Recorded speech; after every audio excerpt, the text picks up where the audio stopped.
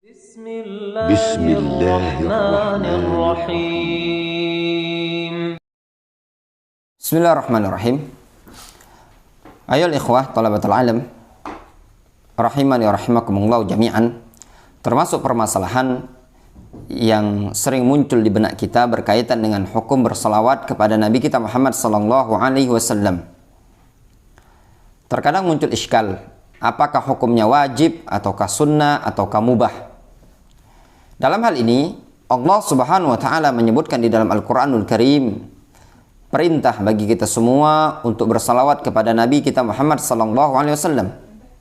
Disebutkan dalam surat Al-Ahzab ayat ke-56, Innallaha wa malaikatahu yusalluna 'alan nabi ya ayyuhalladzina amanu sallu 'alaihi wa sallimu taslima. Sesungguhnya Allah Subhanahu wa taala dan para malaikatnya berselawat kepada Nabi kita Muhammad SAW. Ya ayyuhalladzina amanu sallu 'alaihi wa sallimu taslima. Wahai orang-orang yang beriman, berselawatlah kalian kepada Nabi Muhammad SAW kepadanya dan ucapkanlah salam kepada Nabi kita Muhammad SAW. Dalam hal ini para ulama berbeda pendapat tentang hukum mengucapkan salam kepada Nabi kita Muhammad SAW. Berkaitan dengan hukum salam sendiri atau hukum selawat kepada Nabi kita Muhammad SAW, di sini kitab yang paling baik atau yang paling bagus membahas berkaitan dengan selawat kepada Nabi kita Muhammad SAW adalah kitab karya Al-Imam Ibnu Qayyim rahimahullah ta'ala, kitab Jala'ul Afham fi Fadlis Salati Wassalam ala Muhammadin Khairil Anam, karya Al-Imam Ibnu Qayyim rahimahullah ta'ala. Namun berkaitan dengan permasalahan yang kita sebutkan tadi, hukum salam atau hukum salawat kepada Nabi kita Muhammad SAW dan juga salam kepada Nabi kita Muhammad SAW, di sini ada khilaf di kalangan para ulama. Bisa dilihat referensi utamanya keterangan tersebut, khilaf tersebut dalam kitab-kitab tafsir seperti Ahkamul Quran karya Al-Jassas dan juga Ahkamul Quran karya Abu Bakar Ibn Arabi dan juga kitab Minhajus Sunnah An-Nabawiyah karya Syekhul Islam Ibnu Taimiyah dan juga tafsir Ibnu Katsir serta Suwaikul Mursalah karya Syekhul Islam Ibnu Qayyim rahimahullah taala. Adapun pada kali ini kita akan menukilkan apa yang kita dapatkan referensi termudah bagi kita, yaitu yang disebutkan oleh Syekh Saleh Ibnu Abdul Aziz Al-Syekh dalam kitab beliau Syarah Fathil Majid pada jilid yang pertama di halaman ke-35. Di situ Syekh Saleh Al-Syekh hafizahullah taala beliau menyebutkan beberapa pendapat di kalangan para ulama tentang hukum salawat dan salam kepada Nabi kita Muhammad sallallahu alaihi wasallam. Dalam hal ini, salawat dan salam kepada Nabi kita Muhammad sallallahu alaihi wasallam ada dua kondisi. Kondisi pertama, salawat dan salam di dalam sholat. Kalau dalam sholat, ini perkara yang sudah ma'ruf, wajib ya dalam sholat, dan itu ma'ruf di kitab-kitab fikih. Namun yang dibahas di sini adalah berkaitan di luar sholat, seperti ketika disebutkan nama Nabi kita Muhammad SAW. Apakah kita yang ngomong ini tadi harus berselawat? Begitu juga yang mendengar, haruskah berselawat ketika mendengar nama Nabi kita Muhammad SAW? Di sini yang terjadi khilaf. Kita sebutkan, Syekh Saleh menyebutkan beberapa pendapat. Yang pertama, al-qaulul awal kata beliau, qala ta'ifatun min ahli ilmi min al-Hanafiyyah kat-Tahawi wa jama'atin min asy-Syafi'iyyah wal Malikiyah. Sekelompok para ulama dari kalangan ulama Hanafiyah seperti al-Imam At-Tahawi, Abu Ja'far At-Tahawi, dan sekelompok ulama dari kalangan ulama Syafi'iyah dan ulama Malikiyah, mereka berpendapat innahu yajibus shalah 'alan nabi sallallahu alaihi wasallam kullama dzukira. Sesungguhnya wajib berselawat kepada Nabi sallallahu alaihi wasallam setiap kali nama beliau disebut. Ketika kita menyebut nama Nabi kita Muhammad sallallahu alaihi wasallam, wajib kita berselawat. Ketika kita mendengar nama Nabi kita Muhammad sallallahu alaihi wasallam disebut, wajib kita berselawat. Mereka berdalil dengan diantara dalilnya adalah konsekuensi dari ayat Al-Ahzab 56 tadi. Allah Subhanahu wa taala menyatakan wa sallu alaihi wa sallimu tasliman. berselawat dan salamlah kalian kepada Nabi kita Muhammad SAW. Konsekuensi ayat yang namanya hukum asal dari perintah menunjukkan wajib. Kemudian di antara argumentasi mereka yang menyatakan wajib setiap kali disebut atau setiap kali kita menyebut nama Nabi kita Muhammad SAW kita harus berselawat adalah hadis yang diriwayatkan oleh Imam At-Tirmidzi dan Imam Ahmad, Al-Imam Bukhari dalam Al-Adabul Mufrad, Ibnu Khuzaimah, Ibnu Hibban, Al-Hakim dalam Al-Mustadrak dari Abu Hurairah radhiyallahu anhu dari Nabi sallallahu alaihi wasallam. Rasulullah sallallahu alaihi wasallam mengatakan, "Ar-ragima anfu rajulin dzukirtu indahu falam yusalli alayya." Celakalah atau kehinaan bagi seseorang yang apabila namaku disebut di sisi dia tidak berselawat kepadaku. Di situ Rasulullah SAW memberikan doa kejelekan. Ar-ragima anfu rajulin. Itu dalam bahasa Arab maknanya doa kerendahan, as-sighar wal muhanah. Doa perendahan, penghinaan. Orang tersebut tatkala dia tidak mau berselawat kepada Nabi kita Muhammad SAW tatkala disebutkan nama Rasul. Itu pendapat yang pertama. Namun di sana ada pendapat yang kedua, yaitu pendapatnya Syekhul Islam Ibnu Taimiyah rahimahullah ta'ala. Beliau, Syekhul Islam Ibnu Taimiyah menyatakan, qala Syekhul Islam, kata Syekh Shalih Al-Syekh, qala Syekhul Islam Ibnu Taimiyah, al-aqrab annahu tajibu shalah 'ala an-nabiy sallallahu alaihi wasallam fi du'a. Pendapat yang akrab, ya, yang paling mendekati, bahwasannya wajib berselawat kepada Nabi sallallahu alaihi wasallam itu ketika mau berdoa. Maknanya kalau tidak ingin berdoa ya tidak wajib. Alasannya kenapa? Wa dzalika li annahu qad tsabata an Umar radhiyallahu anhu wa ghairihi annahu qala, bahwasannya telah sahih datang dari Umar bin Khattab radhiyallahu anhu dan yang selainnya, bahwasannya Umar mengatakan, "Innad du'a mauqufun bainas sama'i wal ardi." Sesungguhnya doa itu tertahan antara langit dan bumi. La yas'adu minhu syai'un. Tidak ada sedikit pun yang bisa naik dari doa tersebut hatta tusalliya ala nabiyyika sallallahu alaihi wasallam. Sampai engkau mau bersalawat kepada Nabi Muhammad sallallahu alaihi wasallam. Itu kata Umar bin Khattab. Yang namanya doa akan terhenti antara langit dan bumi, tidak bisa naik ke langit sampai engkau mau bersalawat kepada Nabi kita Muhammad sallallahu alaihi wasallam. Ini asar dari Umar bin Khattab diriwayatkan oleh Imam At-Tirmidzi dalam Sunan Tirmidzi. Al-Hafidz Ibnu Hajar dalam Fathul Bari, beliau memberikan komentar terhadap asar seperti ini.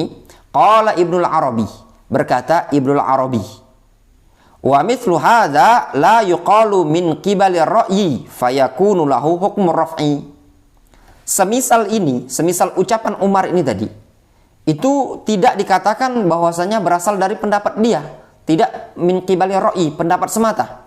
Fayakunu lahu hukmu raf'i, sehingga dihukumi asar Umar ini tadi sebagai hukum marfu, dihukumi dengan istilah marfu hukman. Kenapa? Dikarenakan bukan berasal dari ra'yu, karena perkara gaib ini, doa tertahan di antara langit dan bumi, ini adalah perkara yang gaib. Itu pendapat yang kedua. Kata Syekh Shalih Al-Syekh, wa ala hadzal qaul, menurut pendapat yang kedua ini tadi, yaitu pendapat yang menyatakan salawat kepada Nabi itu wajib cuma pada doa, kata beliau, famahalluha qabla doa, maka salawat tersebut posisinya ada di sebelum berdoa. Kapan? Ba'da hamdillahi wassana'i alaihi, setelah dia memuji Allah, setelah menyanjung Allah subhanahu wa ta'ala, barulah dia bersalawat. Misalkan contoh, alhamdulillahi nahmaduhu wa nashkuruhu wassalatu wassalamu ala rasulillah, seperti itu.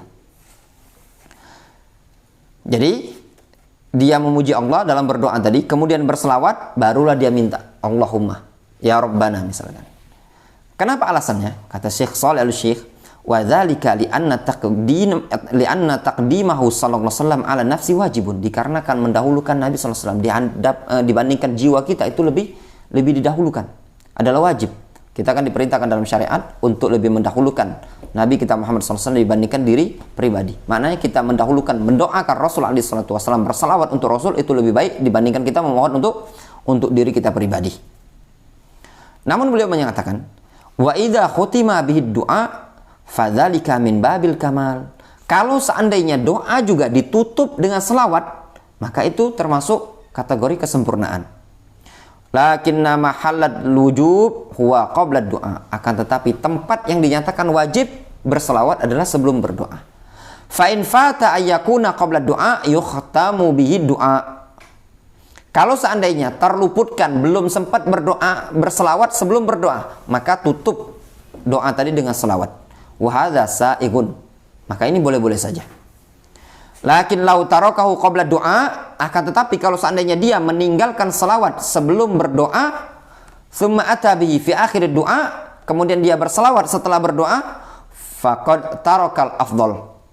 Maka sungguh dia telah meninggalkan perkara yang afdal. Kata Syekh Saleh Al-Syekh, wal afdal wal akmal ayyajma'a bainahuma. Yang afdal dan yang paling sempurna, dia orang yang berdoa tadi mengumpulkan antara dua perkara tersebut. Maknanya apa? Dia berselawat sebelum berdoa, berselawat juga setelah berdoa. Kemudian beliau menyebutkan lagi al-qaulus tsalits, pendapat yang ketiga. Pendapat ketiga menyatakan anna shalah 'alan nabiyyi sallallahu alaihi wasallam tajibu fil umri marratan. Bahwasannya berselawat kepada Nabi sallallahu alaihi wasallam itu wajib dalam seumur hidup cuma sekali. Sama seperti haji, wajib cuma sekali seumur hidup. Kata Syekh Shalih Al-Syekh, pendapat ketiga menyatakan selawat itu kepada Nabi Muhammad SAW itu wajibnya cuma sekali seumur hidup. Wa hadzal qaul aq'ad fil usul. Pendapat ini lebih mendekati kaedah dalam ilmu usul.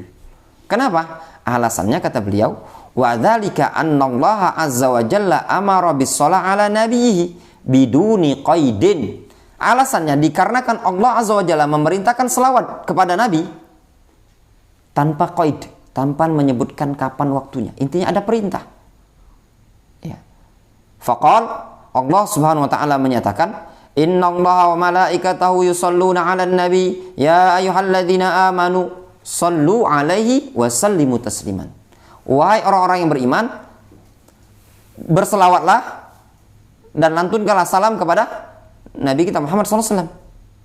Kata beliau, fayabra'ul ma'mur minal uhda idza shalla 'alaihi marrah. Maka perkara yang diperintahkan tadi akan terlepaskan dari ikatannya apabila dia telah berselawat sekali saja.